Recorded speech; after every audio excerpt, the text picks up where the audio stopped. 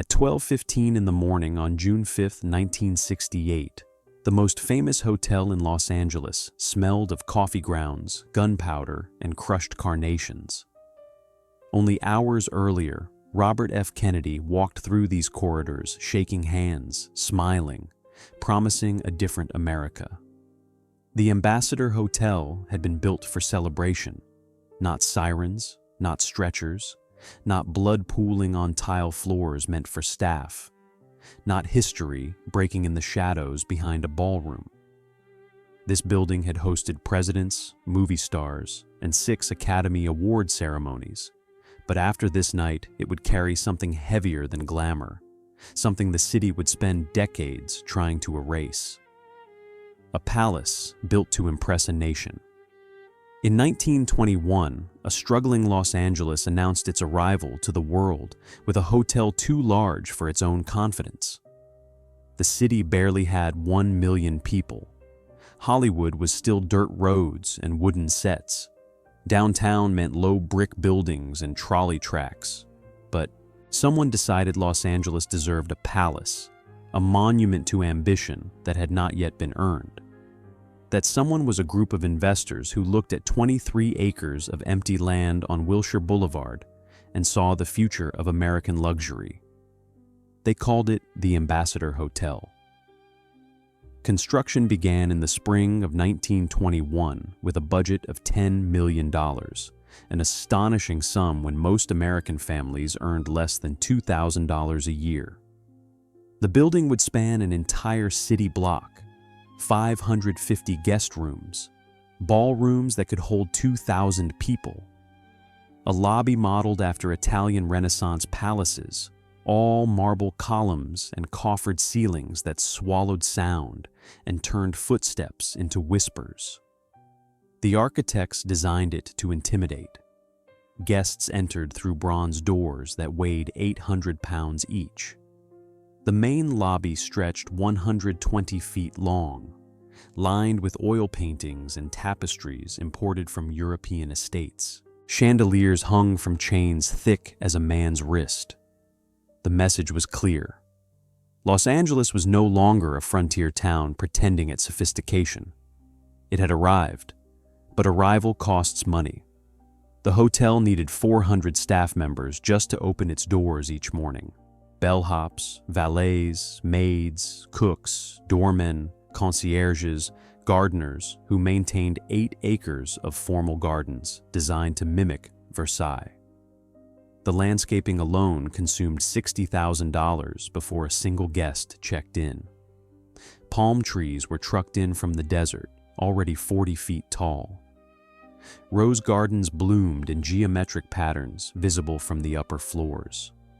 Fountains cycled 10,000 gallons of water daily through carved stone basins. The grand opening took place on January 1st, 1921. 2,000 people attended, most of them arriving in automobiles that had to be parked 3 blocks away because Wilshire Boulevard could not handle the traffic. Women wore gowns ordered from Paris. Men wore tuxedos and spoke loudly about California real estate, about oil wells in Signal Hill, about how the future belonged to anyone bold enough to build big. And the Ambassador was big. The hotel consumed 12,000 square feet of marble for its floors, 32,000 square feet of carpet in the guest corridors. The main kitchen held 18 stoves, 6 walk-in refrigerators, and enough copper pots to cook for 3,000 people simultaneously. The wine cellar descended 2 stories underground, temperature controlled by a primitive cooling system that required ice deliveries twice daily. But size creates hunger. The building demanded constant feeding. Coal for the boilers arrived by the ton. Linens had to be washed, dried, pressed, replaced. Light bulbs numbered in the thousands. Each guest room required fresh flowers daily during peak season, which meant contracts with nurseries from Santa Monica to Pasadena. The hotel was beautiful, yes, but beauty does not sustain itself. Beauty demands sacrifice. Still, For those first few years, the Ambassador seemed invincible. Occupancy rates hovered near 85%, even during slow seasons. Guests paid $7 a night for standard rooms, $20 for suites overlooking the gardens. The Cocoanut Grove nightclub opened in the basement ballroom in 1921 and immediately became the most fashionable destination west of Chicago. Hollywood had found its stage. But underneath the marble and the music, a question lingered. Could a city barely old enough to vote support a hotel built for empires? Could Los Angeles fill 550 rooms when most visitors still arrived by train? When most Americans had never traveled farther than the next county? The Ambassador had been built on optimism, on the belief that growth was inevitable, that the future would always be larger than the past. For a while, that belief held. The hotel became a destination, a proof that California was not just orange groves and sunshine, but genuine culture, real sophistication. Guests came from New York, London, Tokyo. They came to see movie stars, to dance in the Cocoanut Grove, to sleep in rooms where presidents might sleep the following week. But buildings do not survive on belief alone. They survive on revenue, on occupancy rates, on the ruthless mathematics of hospitality. And in 1921, as champagne flowed and orchestras played, nobody was quite ready to admit that the Ambassador might be too perfect, too expensive, too grand for the world it had been built to impress. The foundation had been poured, the dream had been declared. Now the building would have to learn how to breathe. When Hollywood moved into the lobby, stardom did not walk into Los Angeles fully formed. It checked into the Ambassador and learned how to perform. In the beginning, Hollywood was chaos. Studios operated out of converted barns. Actors lived in boarding houses. Fame was temporary, regional, uncertain. But the Ambassador offered something Hollywood desperately needed. It offered permanence. It offered a stage where movie people could become movie stars, where publicity could transform into mythology. The Cocoanut Grove made it possible. The nightclub occupied the basement ballroom, a vast space designed to hold 1,000 guests beneath a ceiling, strung with artificial palm trees and papier-mâché coconuts left over from a Rudolph Valentino film. It sounds absurd now, but in 1921, it was magic. The room glowed amber from hidden lights. A dance floor gleamed like black glass. Tables circled the space in rising tiers so everyone could see and be seen. And everyone came. Charlie Chaplin danced here. Joan Crawford waited tables here before she became famous.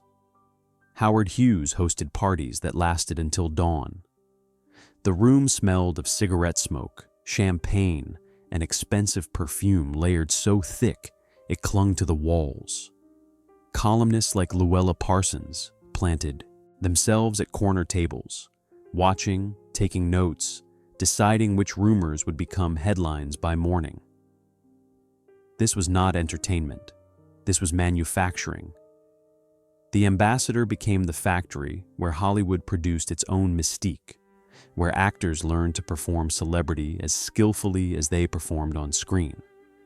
Every entrance was choreographed. Every exit was news. The hotel provided the backdrop, the lighting, the audience. All the star had to do was show up, but performance requires labor. Behind the velvet curtains and crystal chandeliers, an army of workers kept the illusion running. 350 employees worked in shifts around the clock. Maids changed linens in 550 rooms daily. Cooks prepared 1,200 meals during busy weekends. Dishwashers scrubbed plates until 3 in the morning after Cocoanut Grove events. Most of these workers were invisible by design. They entered through service doors, walked service corridors, lived in neighborhoods the guests never visited. The hotel employed black porters who carried luggage but could not eat in the dining rooms. Mexican gardeners who maintained the grounds but could not swim in the pool. Filipino busboys who cleared tables but could not attend the parties they serviced.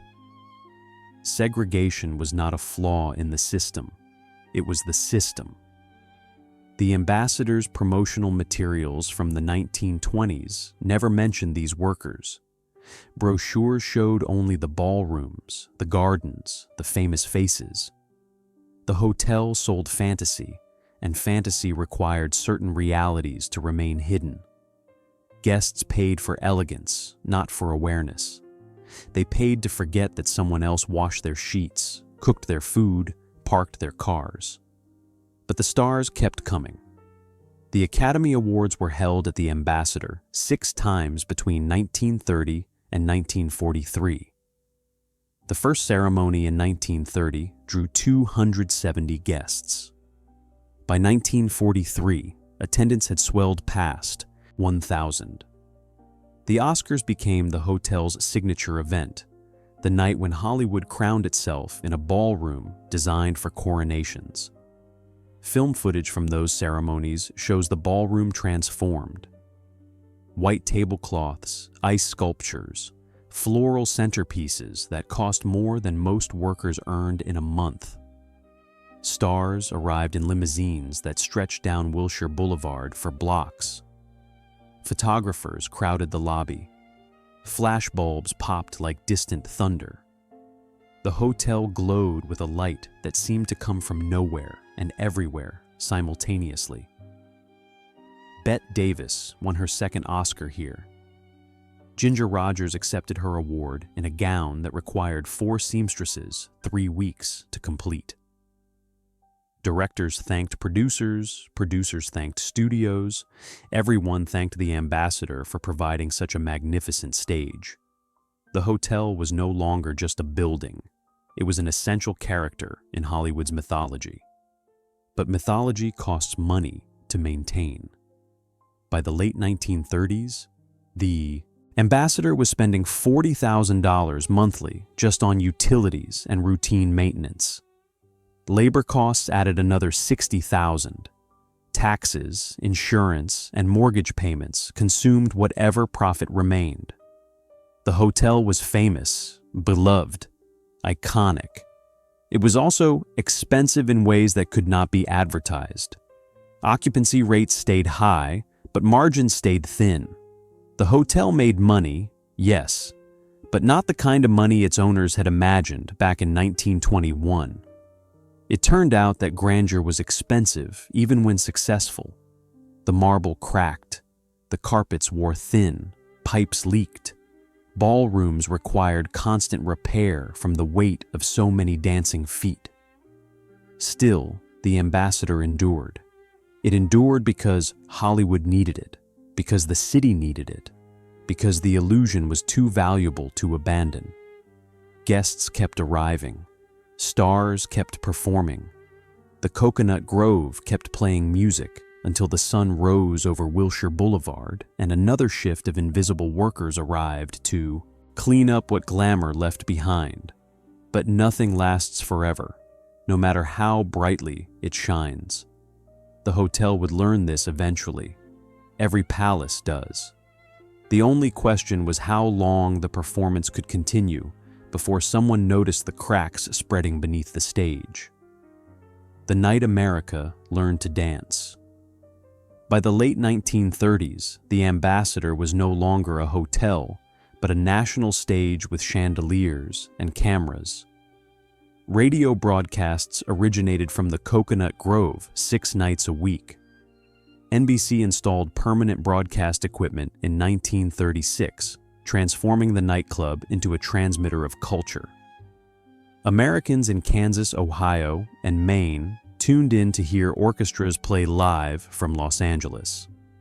The Ambassador became the sound of sophistication, the proof that California had something New York could never replicate. It had sunshine, space, and the future. Presidents checked in. Franklin Roosevelt stayed here twice, once in 1932 and again in 1935. His Secret Service detail occupied an entire floor. Motorcades blocked Wilshire Boulevard for hours. The hotel's front desk received advance instructions about which entrances to use, which hallways to clear, which staff members had been vetted for proximity to the president. Security protocols consumed pages of typed instructions. Herbert Hoover stayed here before Roosevelt. Dwight Eisenhower would stay here after. The ambassador became the mandatory stop for any politician who wanted California votes. Campaign speeches were delivered in the ballrooms. Fundraising dinners filled the dining rooms. The building absorbed power the same way it absorbed music, light, and applause. It became inseparable from American ambition itself. But power requires infrastructure.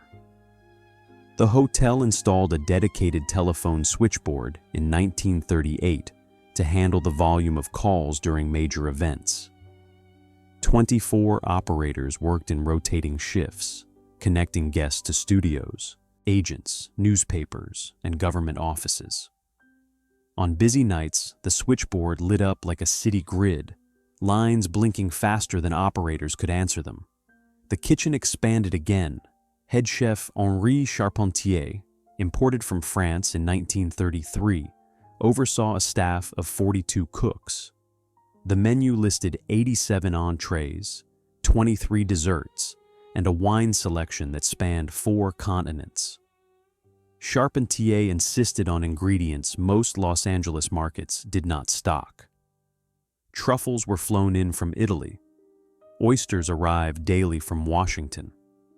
Maine lobsters traveled by refrigerated train, packed in ice that melted across 3 time zones. This level of operation demanded precision. The hotel employed 3 full-time accountants just to track expenses. Purchasing managers negotiated contracts with 67 suppliers. Maintenance crews worked in 3 shifts to ensure repairs never disrupted guest experiences. The ambassador functioned like a small city, complete with its own power plant, laundry facility, and security force. And the guests kept coming.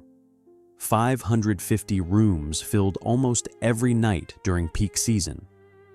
The hotel recorded 92% occupancy in 1937, 94% in 1938.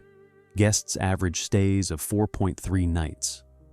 Repeat visitors accounted for 67% of bookings. The numbers told a story of success, of a building that had become indispensable to the city it served. The Cocoanut Grove hosted 1,200 events in 1939 alone. Weddings, anniversaries, studio rap parties, charity galas, political fundraisers. The dance floor accommodated 500 couples when packed to capacity. Fire marshals looked the other way. Everyone wanted to say they had been there, had danced beneath those ridiculous palm trees, had breathed the same air as the stars. Movie premieres became elaborate productions. Studios rented the entire hotel for opening nights. Klieg lights swept the sky above Wilshire Boulevard. Red carpet stretched from the curb to the lobby. Fans gathered behind velvet ropes, screaming names, hoping for autographs. The ambassador transformed into a temple where cinema worshipped itself. But temples require devotion. The hotel's staff worked hours that would be illegal today. Maids cleaned 20 rooms per shift. Cooks worked 16-hour days during busy seasons. Bellhops carried luggage upstairs because elevators were reserved for guests. Unionization attempts were quietly discouraged. Workers who complained too loudly found themselves replaced by the next wave of migrants arriving from the Midwest, desperate for any job in California. The glamour was real, so was the exhaustion. Both could coexist because most guests never saw the latter. They saw chandeliers, not the workers who cleaned them. They saw fresh flowers, not the hands that arranged them at 5 in the morning. The Ambassador was a masterpiece of concealment, a building designed to hide its own functioning. By 1940, the hotel had reached its peak. It had survived the Depression, defied doubters, and established itself as essential to American culture. It was featured in magazines, depicted in movies, referenced in novels. It was no longer just a building, it was an idea, a symbol of what money and ambition could create when they worked together. And for one perfect moment, it seemed untouchable. The foundation was solid, the structure was sound, the future looked infinite. But history does not respect permanence. It respects only change. And change was coming, carried on the winds of war, suburban flight, and shifting demographics. The Ambassador stood at its highest point, unaware that the ground beneath it had already begun to shift. The cracks behind the ballroom walls. Even at its peak, the Ambassador was quietly aging faster than its reputation allowed. The first signs appeared in places guests never saw. Basement pipes corroded from decades of hard water.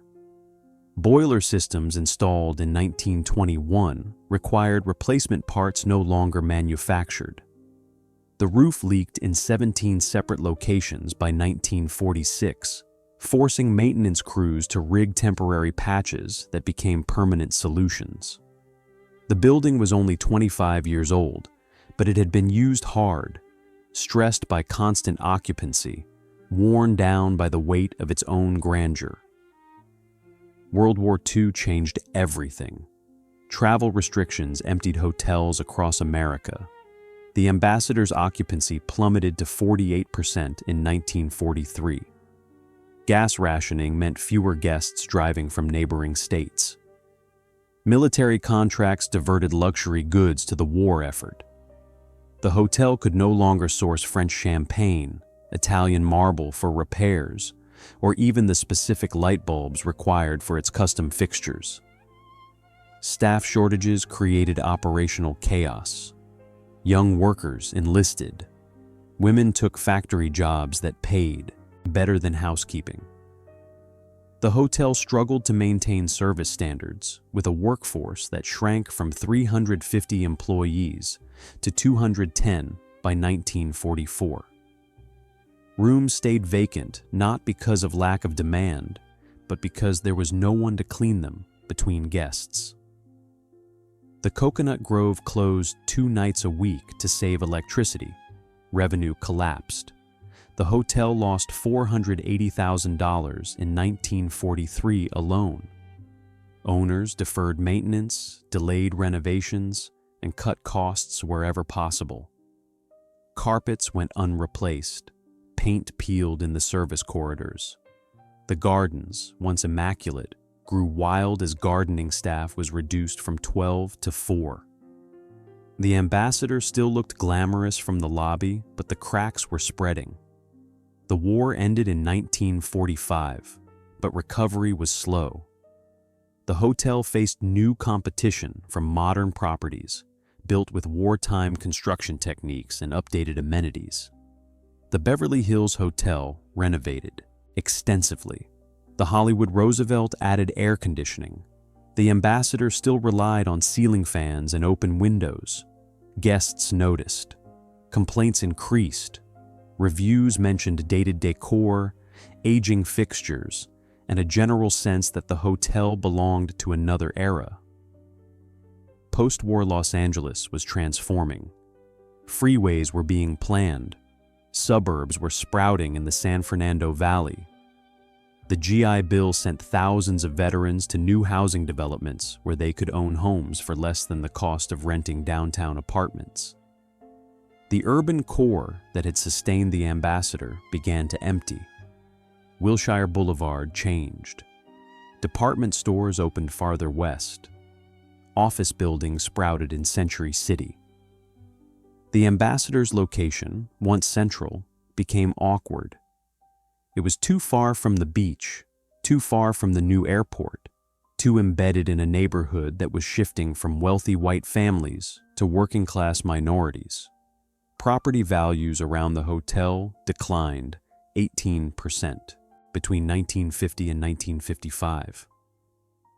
The numbers told a brutal story.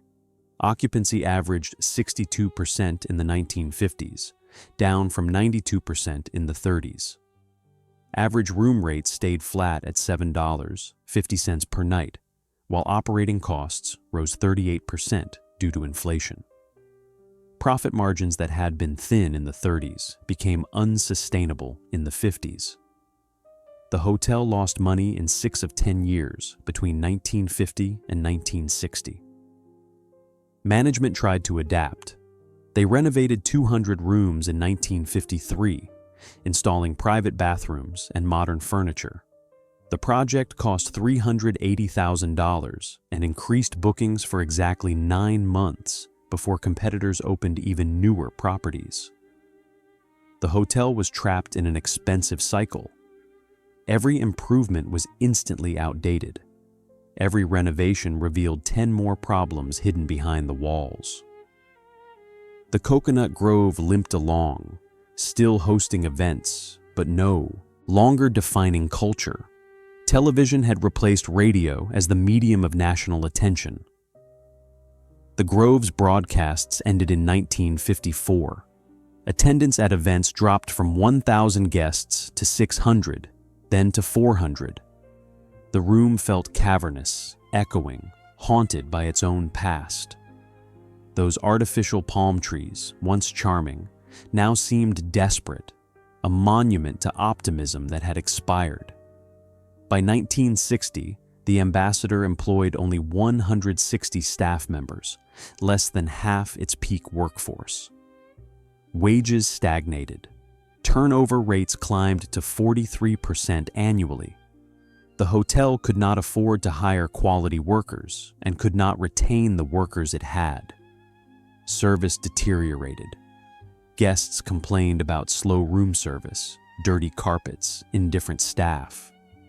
The building was losing its ability to perform. Still, the hotel survived. It survived because it was too big to fail quickly, too famous to abandon completely. Corporate clients still booked conferences. Politicians still held fundraisers. The ambassador had become a habit, a tradition, a place people used out of inertia rather than enthusiasm. It was no longer loved. It was merely necessary, which is the saddest form of survival a building can experience. And then came June 5th, 1968. A night that would prove the ambassador was not merely aging or declining. It was already dead, even if no one had been willing to admit it yet. The building just needed one final violent push to collapse completely. That push was coming.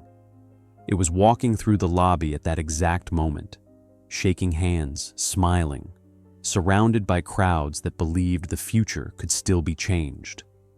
The city that outgrew its crown. Los Angeles did not fall out of love with the ambassador. It simply stopped needing it. Urban planning decisions made in distant offices reshaped the neighborhood without anyone intending harm. The Harbor Freeway opened in 1952, cutting through communities south of downtown. The Santa Monica Freeway followed in 1966, creating a concrete river that redirected traffic away from Wilshire Boulevard. Freeways were supposed to improve access, but they functioned as barriers. Neighborhoods on the wrong side of the ramps became isolated, economically stranded.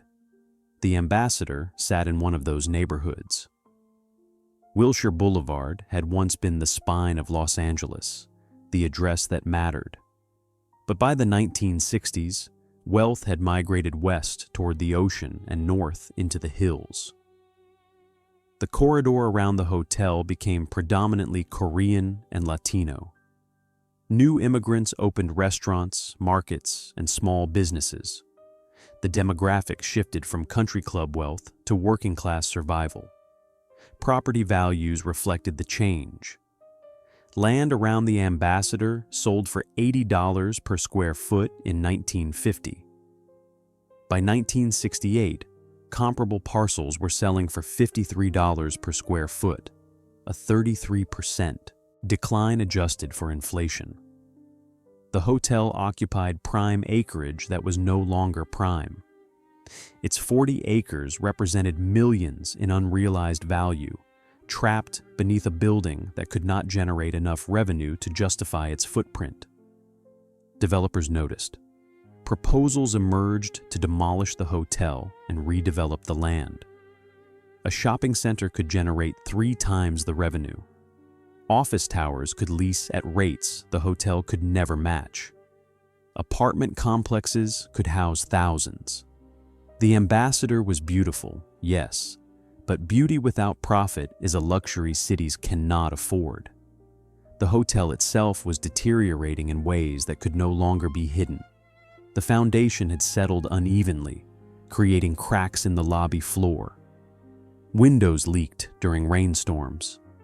The Cocoanut Grove ceiling, never structurally sound, required emergency reinforcement in 1965 when engineers discovered the support beams had rotted.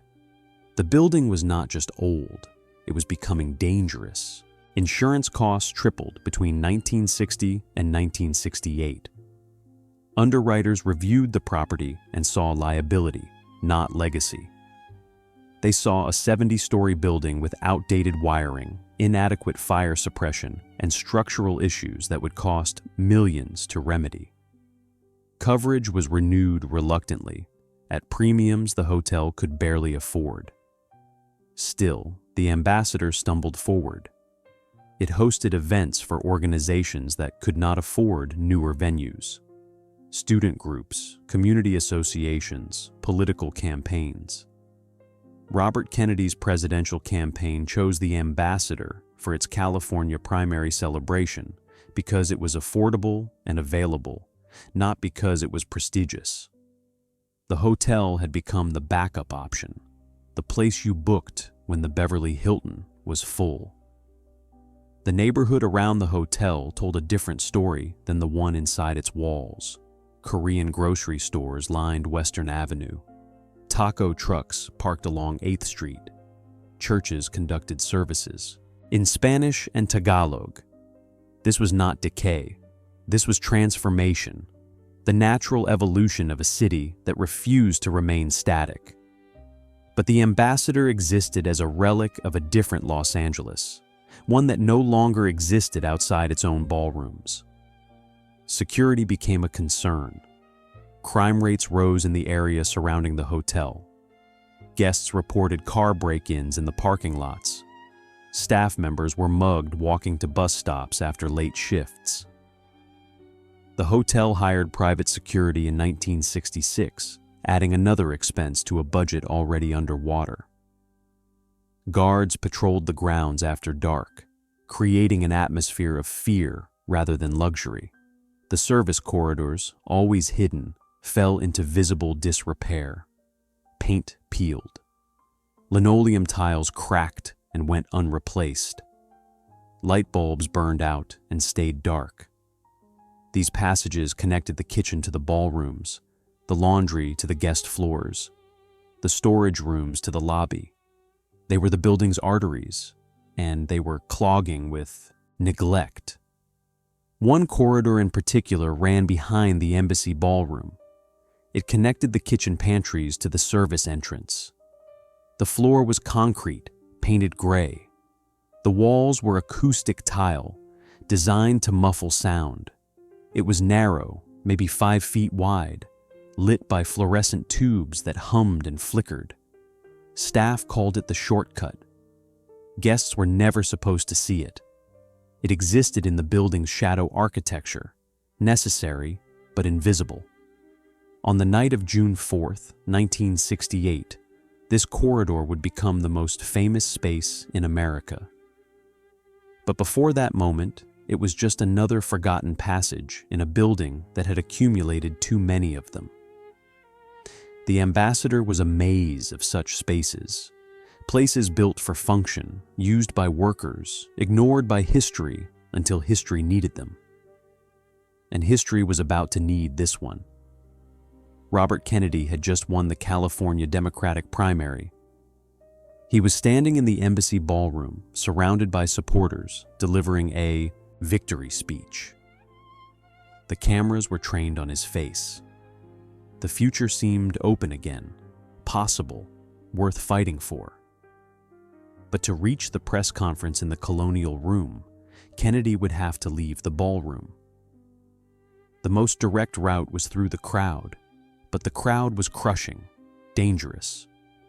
His security team suggested the shortcut, the service corridor, the passage meant for staff. It was 1 minute past midnight. Kennedy stepped off the stage, turned left, and walked into the shadows where beauty could no longer protect him. The pantry that changed everything. Shortly after midnight, a service corridor meant for silence became the loudest place in American history. Robert Kennedy entered the pantry behind the embassy ballroom at 12:10. He had just finished his victory speech. His last words from the podium were about unity, about moving forward together. He was 42 years old. He was surrounded by campaign staff, hotel workers, and journalists. The corridor was crowded, narrow, almost too small for the number of bodies moving through it. The floor was concrete. The walls were covered in acoustic tile meant to absorb kitchen noise. Stainless steel counters lined one side where serving trays were stacked between events. The fluorescent lights overhead cast harsh shadows. This was not a space designed for history. It was designed for invisibility, for the efficient movement of workers who kept the hotel functioning. Kennedy shook hands as he walked.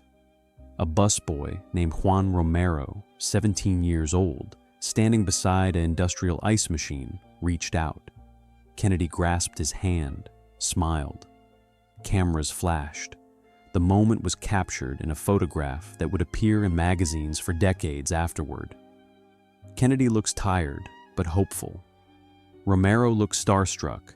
Neither of them knows they have 8 seconds left. Sirhan stood 3 feet away, partially concealed behind a tray stand.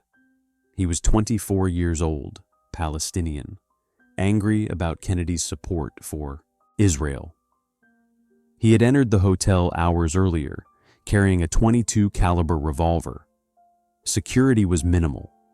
The ambassador had no metal detectors, no bag searches, no checkpoints. Hotels in 1968 did not operate like fortresses. They operated like public spaces, accessible to anyone who walked through the doors. At 12:15, Sirhan fired 8 shots in 3 seconds. The first bullet hit Kennedy behind the right ear, entering his brain. 2 more bullets struck Kennedy's back. 5 other people were wounded by the remaining shots. The sound was sharp, flat, compressed by the acoustic tiles into something that witnesses would later struggle to describe. Not quite an explosion, not quite a crack. Something in between. Kennedy fell backward. Juan Romero knelt beside him, cradling his head. Blood pooled on the concrete floor, darkening the gray paint. Kennedy's eyes stayed open. He was conscious, but unable to speak. Hotel staff members screamed. Journalists froze. Someone yelled for a doctor. Someone else tackled Sirhan, slamming him against the counter. The revolver clattered to the floor. The next 26 hours unfolded in surgical time. Kennedy was rushed to Good Samaritan Hospital, less than 2 miles away. Surgeons operated for 3 hours trying to repair the damage. The bullet that entered his brain had fragmented, scattering metal through tissue that could not be saved. He died at 1:44 in the morning on June 6, 1968, surrounded by family who had flown in during the night. The ambassador became a crime scene. Police sealed the pantry. Photographers documented the blood patterns. Forensic teams counted bullet holes in the walls and ceiling. The investigation was chaotic, rushed, compromised by the number of people who had been present. Witnesses gave contradictory accounts. Some claimed they heard more than 8 shots. Others reported seeing a second gunman. Conspiracy theories began forming before Kennedy's body was even removed from the hospital. The pantry itself became evidence. The acoustic tiles were removed and cataloged. The ice machine was dismantled. Investigators measured distances, reconstructed angles, argued about bullet trajectories. The corridor that had been designed to be forgotten became the most scrutinized space in America. Every inch mattered. Every detail was potential proof or potential doubt. But underneath the investigation, a deeper transformation was occurring. The Ambassador was no longer just a hotel where something terrible had happened. It was the place where something terrible had happened. The distinction matters. Buildings can recover from events. They cannot recover from becoming synonymous with those events. Guests who had reservations canceled. Convention bookings evaporated. The hotel tried to reopen the embassy ballroom 3 weeks after the assassination, but the event was canceled when protesters gathered outside. Nobody wanted to dance where Kennedy had delivered his final speech. Nobody wanted to celebrate in a building that smelled like grief. The pantry stayed closed. Management eventually repainted the walls, replaced the flooring, and installed new lights. But workers reported hearing sounds at night. Footsteps, voices, the hum of machines that were no longer there. Security guards refused to patrol the corridor alone. Maintenance staff found excuses to avoid repairs in that section of the building. Some dismissed these reports as superstition, the natural response to trauma. Others suggested the space retained something, an imprint of violence so intense it had changed the building at a molecular level. Paranormal investigators visited in the 1970s, recording temperature drops and electromagnetic anomalies they could not explain. Scientists countered with discussions of acoustics, air pressure, and the power of suggestion in enclosed spaces. Both explanations could be true. The pantry was a crime scene. It was also a wound, a place where the building's purpose had been violated so completely that recovery was impossible. Hotels exist to provide safety, comfort, predictability. The Ambassador had failed at the most fundamental level. It had allowed murder to occur in a space meant for service, for efficiency, for the invisible support of public celebration. The stain could not be removed because it was not just physical, it was psychological, cultural, historical. The Ambassador had hosted presidents and movie stars for decades, but none of that mattered anymore. The building would be forever defined by 90 seconds in a corridor nobody was ever supposed to notice. And as the 1970s approached, the hotel began its final descent. Not into ruin, but into something worse. Into irrelevance haunted by relevance. Into a building that could not die and could not live, trapped between what it had been and what it had become. The cracks were no longer just in the walls. They were in the building's soul, spreading like fractures in glass under pressure too great to endure. A crime scene that never closed. After 1968, guests slept above a memory no renovation could remove. The hotel remained open, but everything changed. Occupancy rates dropped to 38% in 1969. Conventions moved to the Century Plaza or the Hilton. Corporate clients cited security concerns. Tour groups canceled bookings. The Ambassador was not just declining, it was being actively avoided. treated like a contaminated site where tragedy might be contagious. Revenue collapsed. The hotel lost $900,000 in 1969, $1.2 million in 1970. Owners tried to sell, but buyers refused to meet the asking price. The property was valued at $8.6 million based on land alone, but the building itself had become a liability. Demolition would cost another $2 million. No investor wanted to take on a project that combined expense with infamy. The staff who remained grew superstitious. Housekeepers reported rooms that felt wrong, cold spots in summer, the persistent smell of carnations, even though fresh flowers had been discontinued to save money. Some said they heard Kennedy's victory speech echoing through empty hall rooms late at night. Others claimed they saw figures moving through the pantry, shadows that disappeared when approached. Night managers kept logs. Unexplained sounds recorded on 12 separate occasions between 1970 and 1973. Doors opening on empty floors. Elevators moving without passengers. Lights turning on in the embassy ballroom when the power had been shut off. The reports were consistent enough to disturb even skeptics. Paranormal investigation teams visited throughout the 1970s. They brought equipment, electromagnetic field detectors, infrared cameras, audio recorders sensitive enough to capture whispers.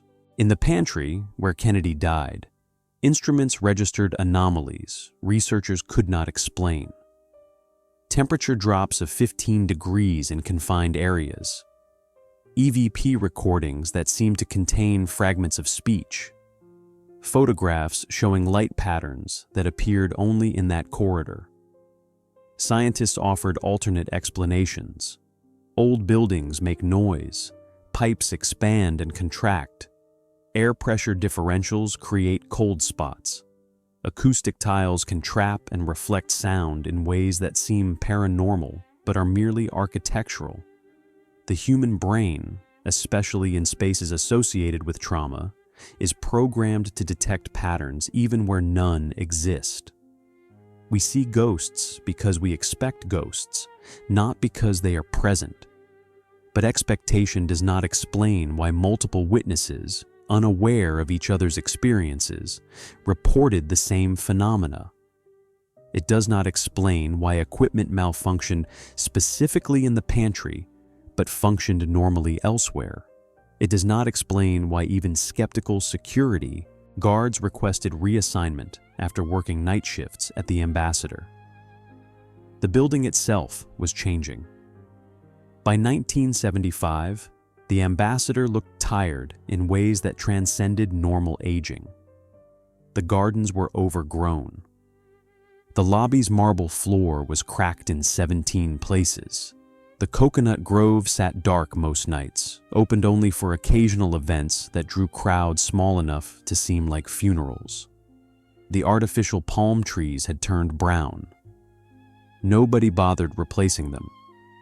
Rooms that once cost $20 a night were being rented for $6, rates so low they barely covered cleaning costs. The hotel attracted transients, long-term residents who had nowhere else to go, and tourists who did not know the building's history. Complaints were constant: broken fixtures, stained carpets, windows that would not close. The Ambassador was operational in name only. Management changed hands 3 times between 1970 and 1980. Each new owner promised renovations, revitalization, a return to former glory. Each gave up after examining the numbers. The hotel needed $12 million in repairs just to meet building codes. It needed another $8 million to modernize. No financial model justified that investment for a property whose brand was permanently associated with assassination. The surrounding neighborhood continued to change. Koreatown expanded, vibrant, and growing.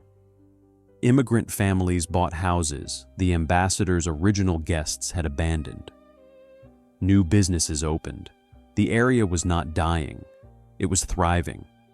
But it was thriving in a language and culture the hotel did not speak. The ambassador had become an anachronism, a monument to a Los Angeles that no longer existed. Crime increased around the property. The parking lots were poorly lit, isolated, easy targets. Muggings occurred weekly by the late 1970s.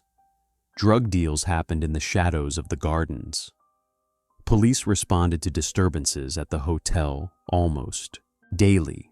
Security staff was increased, but underpaid guards cannot protect a property too large to effectively patrol. And through it all, the pantry waited. The corridor had been repainted, renovated, sealed off, and reopened multiple times.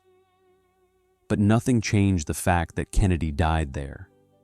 Nothing changed the way light seemed to bend in that space, the way sound echoed differently, the way even rational people felt watched when walking through alone. Some nights, the hotel seemed to hold its breath. Staff reported a heaviness in the air, especially near the embassy ballroom. Silence that was too complete. Darkness that felt thicker than normal absence of light. The ambassador was still standing, still functioning, but something essential had left. The building no longer felt inhabited, even when guests filled the rooms. It felt abandoned from the inside out. By 1980, the question was no longer whether the ambassador would close. It was when and what would happen to the space it occupied. Developers were circling. Preservationists were organizing. The city was preparing for a battle over a building nobody wanted, but everyone had an opinion about. The hotel had become a problem Los Angeles did not know how to solve. It was too significant to ignore and too damaged to save. It stood on land too valuable to waste, but too complicated to develop. The ambassador was trapped, waiting for someone to decide its fate, haunted by the past, but unable to imagine a future. And in the pantry, the lights still flickered. The battle over a landmark, saving the ambassador, meant arguing that memory itself had value in real estate terms. The first attempt came in 1984. Preservationists submitted an application for historic landmark status. The hotel was 63 years old, architecturally significant, culturally important. It had hosted 6 Academy Award ceremonies, multiple presidents, and countless moments that defined Los Angeles in the 20th century. The case for preservation seemed obvious. Developers countered with numbers. The ambassador occupied 23.3 acres of land zoned for mixed-use development. Comparable parcels in the area were selling for $130 per square foot, making the hotel's land worth approximately $91 million. But the building itself was worthless. Asbestos remediation alone would cost $6.2 million. Bringing the structure up to modern earthquake standards would require $14 million. Total renovation was estimated at $47 million for a property that could not generate enough revenue to justify the investment. The City Council voted against landmark status in 1985. The decision was not about history, it was about mathematics. Los Angeles was facing budget shortfalls, schools were overcrowded, infrastructure was crumbling. Preserving a haunted hotel made no financial sense when every dollar spent on the ambassador was a dollar not spent on functional needs. But the building stayed standing because nobody could agree on what should replace it. Developers proposed a shopping mall. Community groups wanted affordable housing. The school district eyed the acreage for a desperately needed campus. Each proposal generated opposition. Each plan dissolved into political gridlock. The ambassador survived by default, too controversial to demolish, too expensive to save. The hotel closed permanently in 1989. The last guests checked out on a Thursday afternoon. No ceremony marked the occasion. Staff members carried boxes to their cars. Locks were changed. The building sat empty, generating no revenue but accumulating expenses. Property taxes alone cost $360,000 annually. Security and basic maintenance added another $200,000. The ambassador was losing money while doing nothing. Squatters moved in almost immediately. Homeless people entered through basement windows. Drug users occupied rooms that had once housed movie stars. Gang members used the empty ballrooms for meetings. The hotel became a liability for the city, a place where police responded to calls weekly but could not secure a structure with dozens of entry points. Urban explorers began documenting the decay. Photographs from the 1990s show the Cocoanut Grove with its ceiling caved in, palm trees scattered across the floor like bones. The lobby's marble was hidden beneath graffiti. Windows were broken. Water damage had destroyed most of the upper floors. The ambassador was transforming from hotel to ruin in real time. But the pantry remained strangely intact. Vandals who defaced other areas left that corridor alone. Squatters avoided it. Even drug users, desperate for shelter, refused to sleep in the space where Kennedy died. The room exerted a force that transcended rationality. It was respected, feared, and left empty.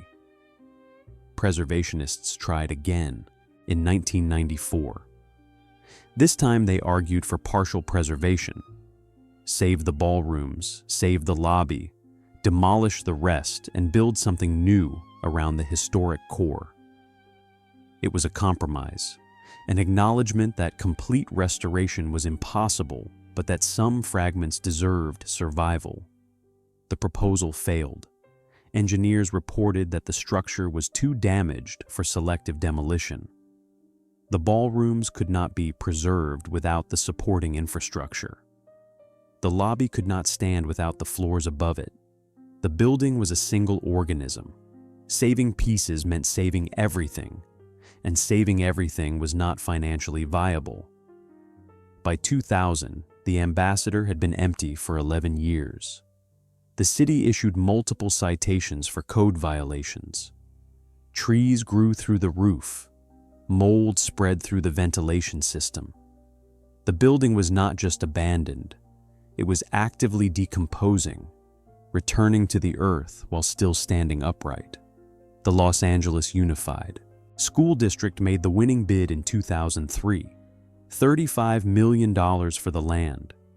They would demolish the hotel and build a campus for 3,000 students. The neighborhood needed schools more than it needed ghosts. The board vote was unanimous. Preservationists filed lawsuits. Historic California, the Los Angeles Conservancy, and smaller groups argued that demolition violated the California Environmental Quality Act. The hotel, they claimed, was a cultural resource that required protection. Courts disagreed. In 2005, the California Supreme Court declined to hear the case. The ambassador's fate was sealed. But the school district offered a concession. They would preserve artifacts. The Cocoanut Grove's artificial palm trees would be stored. Sections of the lobby's marble would be salvaged. The pantry's acoustic tiles would be photographed and documented. Memory would be maintained through objects, through fragments that could be displayed without the burden of maintaining an entire building. It was not enough for preservationists, but it was something. The ambassador would disappear, but evidence of its existence would remain. History would be curated, edited, made safe for public consumption. The traumatic elements would be acknowledged but contained. The beautiful elements would be celebrated but decontextualized. On January 4, 2006, the demolition permit was issued. Crews had 6 months to reduce 40 acres of history to rubble. The city held its breath, unsure whether it was witnessing necessary progress or cultural vandalism. The ambassador stood silent, waiting for the machines that would finally end its long, haunted afterlife. When the wrecking balls arrived, in the early 2000s, demolition crews stepped carefully, knowing cameras were watching history die. The first machines arrived on January 9, 2006. Excavators, bulldozers, cranes with wrecking balls suspended from cables thick as tree trunks. A chain-link fence surrounded the property, but protesters gathered outside anyway. They held signs reading "Save the Ambassador" and "History Matters." They sang songs from Kennedy's campaign. They stood witness as the building that had defined Los Angeles glamour for 8 decades prepared to fall. Demolition did not begin with the visible structures. It began with hazmat teams removing asbestos from thousands of square feet of insulation and ceiling tiles. Workers in protective suits entered rooms that had been sealed for years. They found water damage, mold, and structural decay worse than engineers had predicted. The building was not safe to demolish quickly. It had to be taken apart carefully, piece by piece, to prevent collapse that might damage surrounding properties. The process took 6 months. Each section of the hotel required different techniques. The Cocoanut Grove ceiling, already partially collapsed, was dismantled by hand. Workers climbed into the ballroom wearing respirators, removing chunks of plaster and wood in controlled sequences. The artificial palm trees, too damaged to salvage, were photographed and discarded. What had once been magic was now garbage. The lobby went next. Marble slabs were removed and numbered for potential reuse. Chandeliers were carefully lowered and transported to storage facilities. The coffered ceiling, too damaged to save, was broken apart with pneumatic hammers. Dust filled the air so thick that workers could barely see across the space. The building did not fall quietly. It screamed. Upper floors were demolished with mechanical efficiency. Wrecking balls swung through walls that had contained 550 guest rooms. Each impact sent vibrations through the ground that nearby residents felt in their homes. Concrete and steel crashed downward, accumulating in massive piles that dump trucks hauled away in endless convoys. The ambassador was being erased truckload by truckload. But the pantry remained. Crews saved it for last, unsure how to approach a space so saturated with meaning. The corridor was structurally unremarkable, just a concrete hallway with acoustic tile walls. But workers reported the same phenomena that had been documented for decades: cold spots, strange sounds, a feeling of being watched. Several crew members refused to enter. Others worked quickly, avoiding eye contact with the walls, as if the building itself might remember them.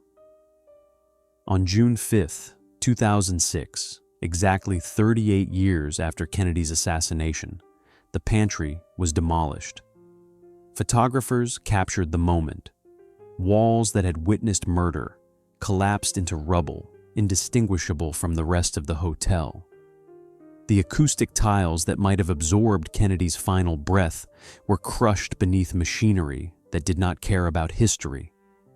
The floor where his blood had pooled was broken into fragments and hauled away with the rest. Paranormal investigators returned during the final weeks. They wanted to document whether the phenomena would end when the physical structure was destroyed. Their recordings from those nights show increased activity, if such measurements can be trusted. Temperature fluctuations, electronic voice phenomena, equipment malfunctions.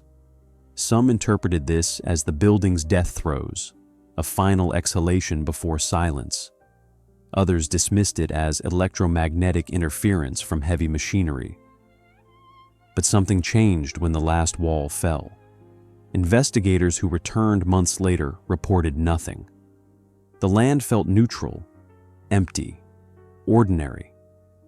Whatever had been present in the Ambassador did not transfer to the rubble. It either dissipated when the structure was destroyed or had never existed outside the building's architecture. The question remains unanswered because it is unanswerable. The demolition generated 320,000 tons of debris. Most of it was crushed concrete and rebar, recycled for road construction projects across Los Angeles County. Some elements were saved. The ballroom chandeliers went to the Hollywood Museum. Sections of lobby marble were installed in the Los Angeles Conservancy's office.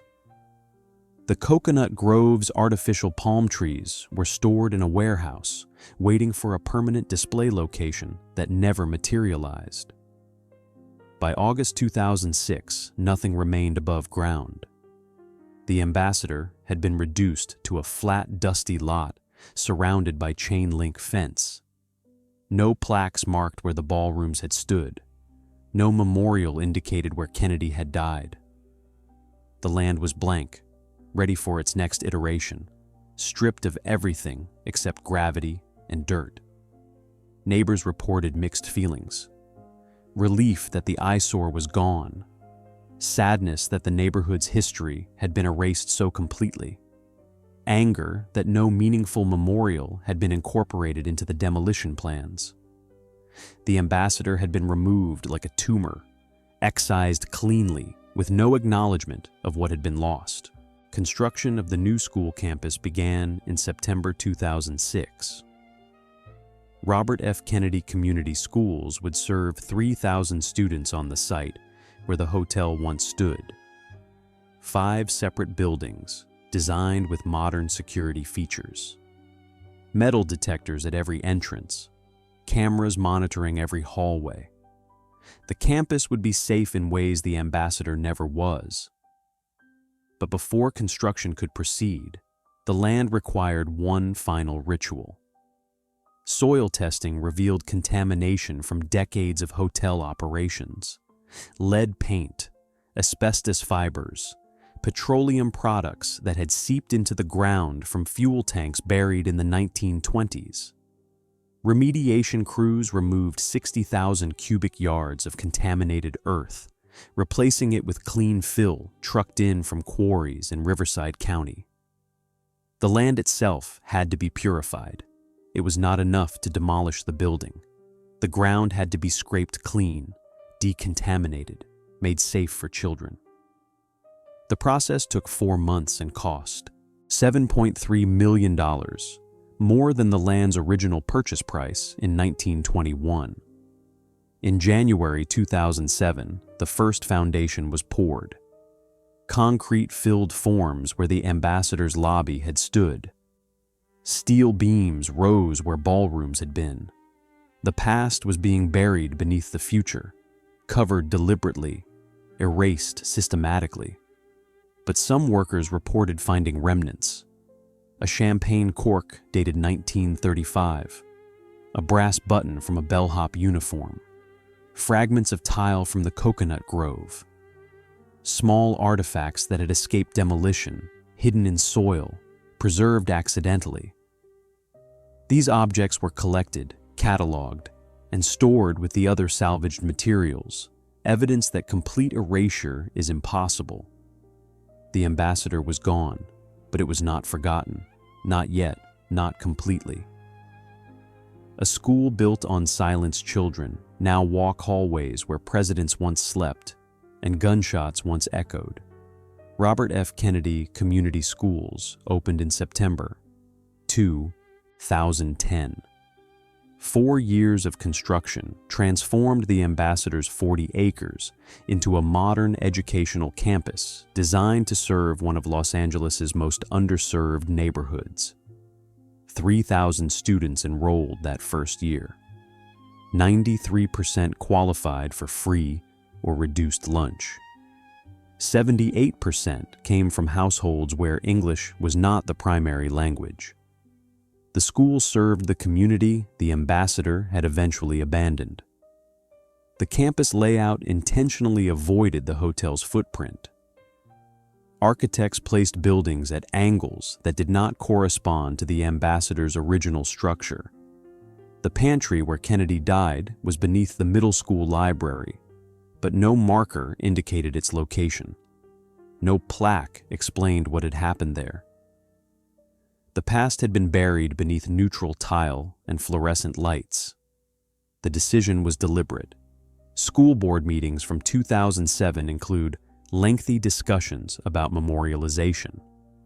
Preservationists argued for a museum space, a dedicated area explaining the site's history. Parents countered that children should not attend school in a shrine to violence.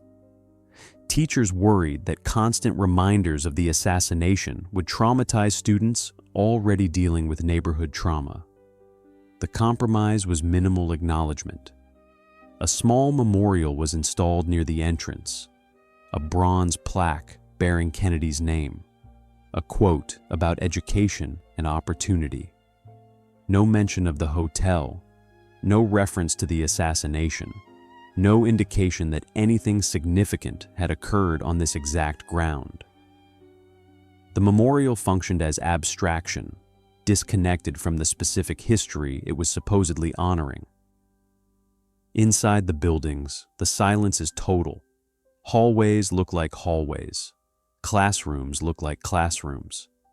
Nothing suggests that this campus occupies the footprint of Los Angeles's most famous crime scene. Students interviewed by local media in 2011 were unaware of the site's history. Some knew Kennedy had been assassinated. Few knew where. Almost none connected their school to that event. But some staff members report discomfort. Custodians working night shifts describe the library as oppressive, difficult to clean without feeling watched. Teachers mention cold spots in certain classrooms. Security guards occasionally hear sounds that do not correspond to identifiable sources. These reports are never official, never documented, never acknowledged by district administrators. Paranormal investigators requested access multiple times between 2010 and 2015. All requests were denied. The district maintains that the school is a functional educational facility, not a historical site or paranormal attraction. Students' privacy and safety take precedence over historical curiosity. The ambassador's ghosts, if they exist, are not the school's responsibility. The campus functions effectively by most metrics. Test scores are average for the district. Graduation rates hover near 80%. College acceptance rates improve yearly. Students attend class, play sports, participate in clubs. The school does what schools do. It educates children, feeds them lunch, prepares them for futures that have nothing to do with the past buried beneath their feet. But something is missing. Walk the campus and it feels like any institutional space. Clean, safe, forgettable. There is no sense of place, no acknowledgement that this ground has witnessed both celebration and tragedy, that history compressed itself here with such intensity that people reported feeling its presence for decades. The erasure was intentional. Los Angeles chose function over memory, practicality over preservation. The city needed schools more than it needed ghosts. Children's futures mattered more than adults' nostalgia. Every argument for demolition was sound, rational, defensible, and yet something was lost. The ambassador was imperfect. It was segregated, elitist, complicit in systems that harmed the same communities the school now serves. But it was also beautiful. It represented ambition, glamour, and the belief that Los Angeles could create culture equal to any city in the world. It was proof that buildings can be more than shelter, that architecture can inspire emotions as powerful as any art form. By erasing the ambassador so completely, Los Angeles eliminated not just a building, but a conversation. There is no longer a physical space to argue about, to protest around, to remember together. The hotel is gone. The school exists. The past and present occupy the same ground but cannot see each other. Some preservationists call this vandalism. Others call it healing. Both might be correct. Cities must change to survive. But change requires acknowledgement. The ambassador was not just demolished, it was disappeared, scrubbed from the landscape so thoroughly that future generations will struggle to prove it ever existed. And in the library, where the pantry once was, books sit on shelves. Students study for tests. Librarians help children find information about worlds that no longer exist, preserved in pages, accessible but not tangible. History has become text, something to read about rather than something to stand inside. The silence is complete. The building is gone. The land has been purified. And every day, 3,000 children walk through doors unaware they are walking through ghosts. Ghost stories and ground truths. Some say the ambassador never emptied, even after the last wall fell. The story started before demolition was complete. Construction workers reported seeing figures in empty rooms. Security cameras recorded movement in sections of the building that had been sealed for years. Night watchmen refused to patrol certain areas alone, claiming they heard voices, footsteps, doors closing in spaces without doors. The most frequent reports centered on the pantry, even after the walls came down, even after the concrete was broken and hauled away. Workers claimed the space felt different, colder, heavier. Some refused to operate machinery in that specific area. Others worked quickly, avoiding eye contact with the ground, as if the earth itself might remember what had happened there. Paranormal researchers documented these claims. EMF detectors registered anomalies. Infrared cameras captured temperature variations that seemed to defy physics. Audio recordings contained whispers that could not be attributed to wind or machinery. The evidence was consistent, but not conclusive. Something was measurable. What it meant remained open to interpretation. Skeptics offered explanations. Old buildings are electromagnetic chaos. Decades of wiring, pipes, and machinery leave residual fields that equipment detects as anomalies. Infrasound from traffic and construction equipment creates subconscious unease that manifests as feelings of being watched. Cold spots result from air pressure differentials in unstable structures. Every paranormal claim has a physical explanation if you look hard enough. But explanation is not the same as understanding. Why did multiple witnesses, unaware of each other's experiences, report identical phenomena? Why did events cluster around specific locations, particularly the pantry? Why did manifestations increase during demolition, then cease completely after the building was destroyed? Some researchers suggest trauma imprinting. The theory posits that violent events create energy patterns absorbed by physical structures, particularly materials like stone and metal. These patterns can be detected by sensitive individuals or equipment, appearing as ghosts, sounds, or temperature changes. The ambassador, saturated with decades of human emotion, culminating in Kennedy's assassination, might have retained these patterns until the physical structure was eliminated. Scientists counter that trauma imprinting has no basis in established physics. Energy does not work that way. Buildings cannot record events. Consciousness cannot exist outside biological systems. The entire framework is pseudoscience, a desperate attempt to make sense of experiences that are better explained by psychology, suggestion, and environmental factors. Both positions are defensible. Neither can be proven. The ambassador's ghosts exist in that ambiguous space where evidence suggests something without confirming anything. Believers point to consistent reports across decades. Skeptics point to the lack of reproducible phenomena. The argument continues without resolution because resolution would require accepting a framework the other side rejects. But the stories persist. Even after the school was built, even after the land was completely transformed, people report experiences. Librarians describe an oppressive atmosphere in certain areas. Students mention seeing figures in empty hallways. Security footage occasionally captures anomalies that cannot be explained as equipment malfunction or human presence. The school district does not investigate. Official policy treats such reports as superstition or attention-seeking. Students who claim to see ghosts are referred to counselors. Staff members who persist with stories are quietly reassigned.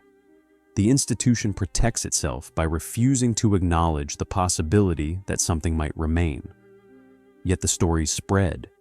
Urban legend websites feature the ambassador extensively. Ghost hunting shows filmed episodes on the site before the school opened. Books about Los Angeles hauntings dedicate chapters to the hotel. The building is gone, but its mythology grows stronger, feeding on absence, sustained by questions that cannot be answered. Perhaps this is how ghosts actually function.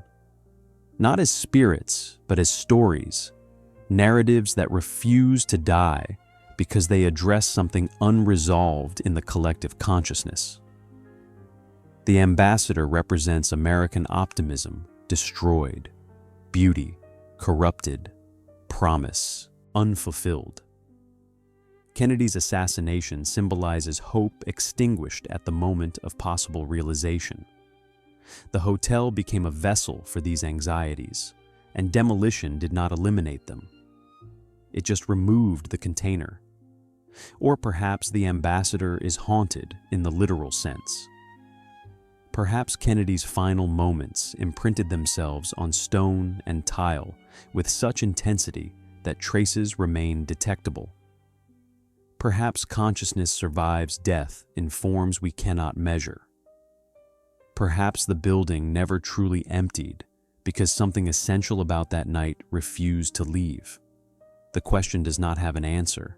It has only perspectives, interpretations, beliefs. Some people walk the school campus and feel nothing. Others report discomfort they cannot explain. Both experiences are valid. Both might be true simultaneously. What matters is not whether ghosts exist, but what we do with the possibility. The ambassador's haunting, real or imagined, forces a confrontation with memory. It asks whether we can forget what we choose to demolish. It suggests that erasure is never complete, that buildings leave imprints deeper than their foundations. Los Angeles tried to move forward by removing the past, but the past does not disappear when its physical evidence is destroyed. It transforms, becomes atmospheric, settles into the land like groundwater. You cannot see it, but it is there, feeding roots you did not plant, shaping growth in ways you cannot control. The ambassador is gone. Something remains. Whether that something is supernatural or psychological matters less than the fact that it persists. The building died. The story survives. And in that survival, the hotel achieves a kind of immortality more powerful than preservation ever could have provided. What we destroy to move forward. The Ambassador Hotel did not fail. It became inconvenient. The building was structurally sound when it was demolished. Expensive to maintain, yes. Outdated, absolutely. But functional. The Ambassador could have survived with sufficient investment. The city chose not to make that investment because the math did not justify it. Schools mattered more than nostalgia. Housing shortages trumped historical significance. The decision was rational, defensible, and arguably correct. But correctness is not the same as completeness. By demolishing the Ambassador so thoroughly, Los Angeles eliminated a physical connection to its own history. The hotel was not just architecture, it was memory made tangible, a place where the city's transformation from provincial outpost to cultural capital could be experienced directly. Walking through those lobbies, you could feel the weight of decades, sense the presence of everyone who had passed through before. That sense is irreplaceable. Museums can preserve artifacts, photographs can document spaces, books can describe atmospheres. But none of these capture what it feels like to stand in the actual room where history occurred, to breathe the same air, touch the same walls. The Ambassador offered that experience. Now it offers only absence. Some argue this absence is necessary. The hotel was contaminated by Kennedy's assassination. It could never be just a hotel again, and maintaining it as a shrine was impractical. Better to remove the trauma, cleanse the land, and build something forward-looking. Progress requires sacrifice. The Ambassador was sacrificed so the community could move forward. But forward toward what? The school serves students well, but it does so in buildings that could exist anywhere, that bear no relationship to the ground they occupy. The campus is functional, safe, and completely generic. It teaches children facts without teaching them place. Students learn history from textbooks but walk through a landscape scrubbed of historical evidence. This matters because identity depends on connection. Communities need roots, stories that anchor them to specific ground. The Ambassador, for all its flaws, provided that anchor. It was proof that Los Angeles had depth, that glamour and tragedy had occurred here, that this city's history was as complex and significant as any in America. By erasing that proof, Los Angeles weakened its own story. The city becomes easier to see as disposable, temporary, a place where nothing accumulates because everything is constantly replaced. This perception harms civic identity. It suggests that Los Angeles values novelty over continuity, profit over preservation, convenience over memory. The alternative would have been difficult. Preserving the Ambassador meant accepting expense without clear return. It meant maintaining a building associated with trauma. It meant arguing that beauty and history justify costs that might otherwise fund practical needs. These are hard arguments to win, especially in a city facing budget crises, infrastructure failures, and desperate housing shortages. But some things are worth the difficulty. The Ambassador represented an era when Los Angeles believed it could compete with any city in the world, when ambition manifested as architecture, when buildings were designed to last centuries rather than decades. That ambition is rare. Destroying its physical evidence sends a message about what the city values now. Practicality over beauty, efficiency over experience, tomorrow over yesterday. And yet Los Angeles does remember. The Ambassador appears in films, documentaries, and books with such frequency that it has achieved a kind of afterlife. The building is gone but not forgotten. Its image circulates, reproduced infinitely, divorced from the physical reality it once represented. In this sense, demolition failed. The hotel survived as idea, as symbol, as ghost. But symbols are not enough. They cannot be walked through, touched, experienced. They exist in imagination rather than reality, accessible only to those willing to seek them out. The ambassador, a symbol, serves historians and filmmakers. It does not serve the community that inherited its ground. The school exists. Children learn. The neighborhood thrives. These are real victories. But they came at a cost that should be acknowledged. Los Angeles destroyed one of its most significant buildings, erased a crucial piece of its history, and replaced it with architecture so neutral it will never inspire the emotions the ambassador generated. Perhaps this is acceptable. Perhaps cities must occasionally sacrifice beauty for function, memory for progress. Perhaps the ambassador had to die so the community could live. These are defensible positions. They might even be correct. But correctness does not eliminate loss. The hotel is gone. Something irreplaceable was destroyed. Los Angeles made a choice about what matters, about what deserves preservation and what deserves demolition. That choice reveals the city's priorities, its values, its understanding of its own identity. And those priorities suggest that Los Angeles sees itself as a city of constant transformation, where nothing is permanent, where every structure is temporary, where history is something to remember selectively rather than preserve completely. This might be realism, it might be pragmatism, it might be wisdom, or it might be a mistake we will not fully understand until we need that history and discover we destroyed the only place it truly existed. The ambassador taught us this lesson. We demolished the teacher before we finished the course. Now we must proceed without guidance, hoping we learned enough before the building fell. The hotel is gone, the land endures, and somewhere beneath the library, beneath the classrooms, beneath the foundation of a school built on silence, the past waits. Not as ghost, but as ground truth, compressed into soil, held in memory, preserved accidentally, because complete erasure is impossible.